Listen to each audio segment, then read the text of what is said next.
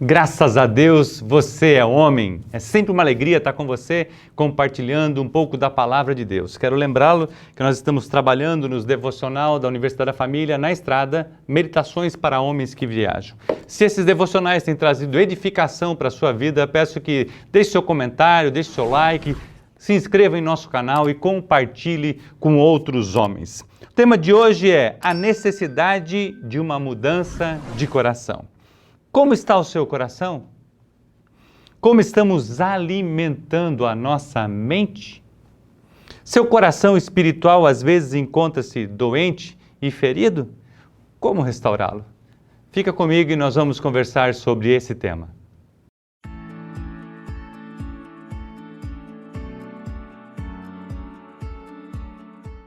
Davi Graves compartilha nesse devocional sobre como é o nosso coração.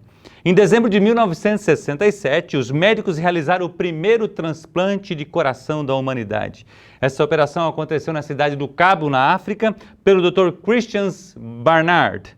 O paciente foi Louis, um dentista de 53 anos que recebeu o coração de uma jovem de 25 anos chamada Denise Darvall, que faleceu em um acidente. Infelizmente, Louis teve complicações e 18 dias depois do seu transplante, ele veio a falecer devido a algumas inflamações. Desde então, muitos outros transplantes têm sido feitos e muitos com sucesso. A questão aqui é física. Mas como está o nosso coração? Espiritualmente, emocionalmente, relacionalmente? Sobre tudo que se deve guardar, guarda o teu coração, diz a palavra de Deus. Jeremias capítulo 17, versículos de 9 a 10, fala assim para a gente: o coração é mais enganoso que qualquer outra coisa e a sua doença é incurável. Uau! Quem é capaz de compreendê-lo? Jeremias está escrevendo, o profeta Jeremias, para nós. Eu sou o Senhor que sonda o coração e examina a mente, para recompensar a cada um de acordo com a sua conduta, de acordo com as suas obras, que partem do seu coração. Uau! Por quê? Porque Deus, a Bíblia fala aqui, Deus é capaz de compreender. O Senhor sonda o coração e examina. Ou seja, as nossas obras são examinadas por Deus por aquilo que está dentro do meu e do seu coração. Espiritualmente, todos nós precisamos de transplante de coração. O nosso coração ele é inclinado ao pecado desde que nascemos. Ele é enganoso, desonesto e poluído. Uau, mas como assim, Marcos? Olha o que Mateus escreve, o evangelista Mateus, no capítulo 15, 18, 19, ele fala assim, palavras do próprio Senhor Jesus: mas as coisas que saem da boca vêm do coração, e são essas que tornam o homem impuro, pois do coração, preste atenção, saem os maus pensamentos, os homicídios, os adultérios, as imoralidades sexuais, os roubos, os falsos testemunhos e as calúnias. Uau! Verdadeiramente o cerne de todos os nossos problemas está no coração humano, que é trapaceiro e incurável, diz o escritor desse devocional. Eu achei extraordinário isso porque tem muito sentido. Realmente nós não conhecemos o nosso coração. Eu lembro que certa vez eu ouvi um pregador que eu gosto muito de ouvi-lo, o nome dele é Paul Washer, e ele comentou que ele cuidava muito com as amizades que ele tinha, e as pessoas que ele chamava para fazer parte da sua comunhão íntima, da sua casa, da sua alimentação, do seu jantar, do seu almoço, porque ele desconhecia o seu próprio coração. Quando a gente expressa isso de forma verbal e de coração, eu creio que Deus enxerga que nós reconhecemos que Ele precisa cuidar do nosso coração. Porque é do coração que partem todas as coisas. Provérbios 23, 6 fala assim: dá-me, filho, o teu coração, e os teus olhos agradem-se dos meus caminhos. Então eu preciso haver uma entrega. Paulo ainda escreve que o bem que quero fazer, acabo não fazendo, e o mal que desejo não fazer, acabo fazendo. Ou seja, a nossa tendência humana, a nossa tendência pelo pecado adâmico que entrou através de Adão, é que nós somos propensos ao erro, propensos ao pecado, propensos às coisas ruins. Por isso que nós precisamos do novo nascimento, precisamos entregar o nosso coração a Deus, e Deus enviou o seu Filho amado, Jesus Cristo, que facilitou todo o processo. Por quê? Porque ele pagou o preço. Então eu preciso reconhecer que o meu coração é impuro, que sou pecador e que careço da graça de Deus através de Cristo Jesus. embora não conhecemos o nosso coração, Deus o conhece muito bem. Então a questão é o coração. Parte as coisas do coração. Aqui que nasce, que as saídas da vida, é aqui que vai. Então por isso que eu preciso e você entregar o coração a Deus. Ele esquadrinha e examina a nossa mente e o nosso coração. Jeremias, quero voltar ao texto 17, diz assim: eu, o Senhor, esquadrinho o coração e provo os pensamentos, e isso para dar a cada um segundo o seu proceder, segundo o fruto das suas ações. Ou seja, Deus esquadrinha o meu e o seu coração.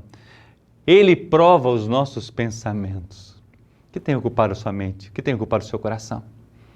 O que nós estamos investindo tempo? Salmo 139, de 1 a 13, é muito conhecido e fala assim: Senhor, Tu me sondas e me conheces. Você sabe o que é sondar? Sondar é enfiar algo. Você coloca uma sonda para você buscar alguma coisa, para você enxergar alguma coisa, para você captar alguma coisa. E a Bíblia está falando que o Senhor me sonda e me conheces. Sabe quanto me assento e quando me levanto, de longe penetra os meus pensamentos, esquadrinha o meu andar e o meu deitar e conhece todos os meus caminhos. Olha o texto anterior que nós lemos, ele esquadrinha o coração e prova os pensamentos. Nós lemos lá em Provérbios 23, fala assim, ó, filho meu, entrega o teu coração e os teus olhos se agradem dos meus caminhos. Então o salmista Davi está falando que ele conhece todos os nossos caminhos. Você está dominando o seu coração ou você já entregou ele para Jesus? A nossa esperança está em termos de um coração novo. Mas como, Marcos? Através do novo nascimento em Cristo Jesus. Lembra do papo com Nicodemos? É necessário que nasça de novo. Aí o profeta Ezequiel fala algo tremendo para mim e para você. Ezequiel 36, 26 e 27 fala assim: darei a vocês um coração novo. E porém um espírito novo em vocês. Tirarei de vocês o coração de pedra, o coração pecaminoso, o coração endurecido, o coração ruim, aquele coração insensível. E lhes darei um coração de carne, ou seja, amolecido, um coração que está disposto a aprender, ensinável. Porém o meu espírito em vocês, e os levarei a agirem segundo os meus decretos e a obedecerem firmemente as minhas leis. Eu quero dar um break aqui, e eu quero falar desse livro. Eu estou lendo esse livro agora, Enganado Eu. E enganado eu, ele fala que muitas vezes nós somos enganados pelo nosso coração e pela nossa mente, e nós justificamos algumas atitudes ou exercemos algumas ações pelo nosso conhecimento e pela nossa experiência, e não pelo aquilo que o Espírito de Deus faz. Por isso que Jesus falou que é necessário que nasçamos de novo para Nicodemos. Porque aquele que nasce da carne é carne, mas aquele que nasce do Espírito é vida, e vida abundante. Então eu quero indicar esse livro para você, porque muitas vezes nós estamos sendo enganados por nós mesmos, achamos que estamos enganando as pessoas, mas enganamos nós mesmos. E o Craig Hill traz essa explicação de uma forma tão linda, eu estou deliciando esse livro, eu quero compartilhar isso com você. Agora, onde que nós vencemos? Aonde que Deus venceu? Aonde que nós conseguimos resgatar o nosso coração? Foi na cruz. Na cruz ele venceu todas as coisas. E a Bíblia fala, o escritor aos Hebreus fala que o sangue de Jesus Cristo nos purifica de todo o pecado.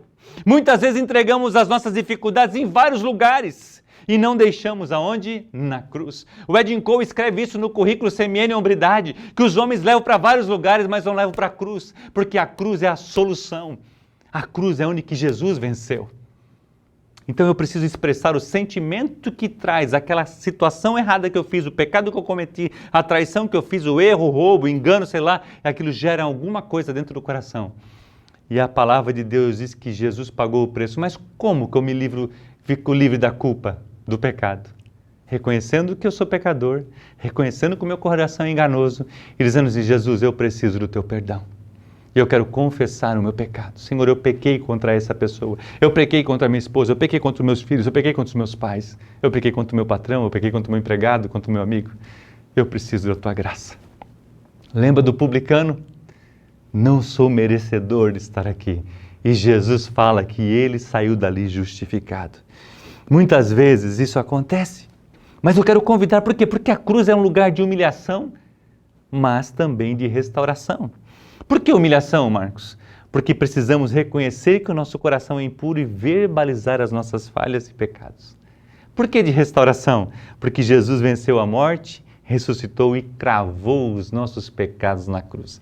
Paulo escreve aos Colossenses, no capítulo 2 e 14, fala assim, com o escrito de dívida que estava escrito contra mim e contra você, Jesus cravou na cruz. Como está o teu coração? Uau! 2 Coríntios 7,9 fala assim, a tristeza, segundo Deus, ela produz arrependimento, que leva à salvação e não remorso. Mas a tristeza, segundo o mundo produz morte. Ficamos tristes, confessamos a Deus, reconhecemos que somos falhos, é uma tristeza, porque o pecado gera tristeza, o pecado gera morte, mas eu reconheço aquela tristeza, segundo Deus, que gera o arrependimento. Lembra que Jesus fala, arrependei-vos porque é chegado o reino dos céus. João Batista começa pregando sobre o arrependimento, Pedro sai daquele dia de Pentecostes, revestido de poder do Espírito Santo, e ele prega aquele sermão maravilhoso, e os varões falam assim, varões galileus, o que faremos nós? E ele fala, arrependei-vos porque é chegado o reino dos céus. Uau! Então essa tristeza que gera porque pecamos, ela também desperta-nos para o arrependimento, é diferente de remorso. O remorso até você chora, sente aquilo, mas você não muda, porque o arrependimento é a conversão. Eu estava indo para lá, agora estou indo para cá, eu não quero mais fazer aquilo. Vai ter a luta da carne, do sangue e do espírito? Vai ter, porque a nossa luta não é contra a carne e sangue, mas contra principados e potestades. Vai ter essa guerra no mundo espiritual? Sim, vai ter. Mas agora você tem o Espírito de Deus, que te ajuda a vencer. E isso é extraordinário. Qual que é a sua resposta a isso? Vai continuar sendo enganado por você mesmo? Lembra do tema do nosso devocional? A necessidade de uma mudança de coração. Então eu e você precisamos mudar o nosso coração. Como? Entregando para Jesus. Ele é a resposta. Jesus é a resposta. Por isso que quando eu e você não abrimos como homens o nosso coração e expressamos o sentimento que está aqui dentro, a angústia, a ferida, a mágoa, a decepção, e a gente coloca isso para Deus como? Procurando alguém. A Bíblia fala que aquele que confessa os seus pecados serão justificados por Deus. Aquele que confessa e deixa alcança a misericórdia. Mas a Bíblia fala também que aquele que esconde as suas transgressões não prospera. Esconde aonde? No coração.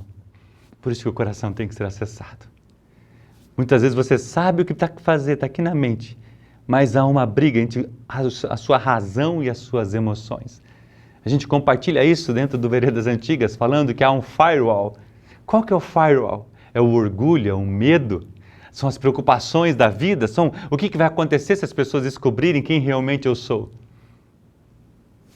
Ele te sonda e te conhece. Ele não está para acusar. As pessoas levaram aquela mulher para acusação e para apedrejamento. E Jesus fala assim para ela, ele que é o único que não tinha pecado, fala, nem eu te condeno. Vá e não peques mais. Paulo escreve deixando para trás as coisas e prossigo para o alvo, deixando aonde? Na cruz, onde que Jesus Cristo venceu. E eu quero orar por você. Pai, o Senhor conhece cada homem que está assistindo aqui comigo. O Senhor conhece o coração. E a Tua palavra diz que o Senhor prometeu dar-nos um novo coração e nós queremos juntos reconhecer que o Senhor é o Senhor, que nós somos pecadores, que desconhecemos o nosso coração, mas queremos dar a liberdade só no nosso coração. Limpa a nossa alma, o nosso espírito, renova em nós um espírito reto e inabalável, para que nós possamos viver em plenitude no Senhor. Eu quero abençoar este homem, Pai, que está reconhecendo agora que ele precisa da Tua graça e que ele receba uma visitação do Teu Espírito Santo e ele se sinta perdoado, justificado por Jesus Cristo de Nazaré. Eu oro em nome de Jesus. O nosso próximo devocional terá o tema, a nossa cultura sexualizada. Nós somos CMN, nós resgatamos homens, nós resgatamos famílias. Que Deus te abençoe e um grande abraço.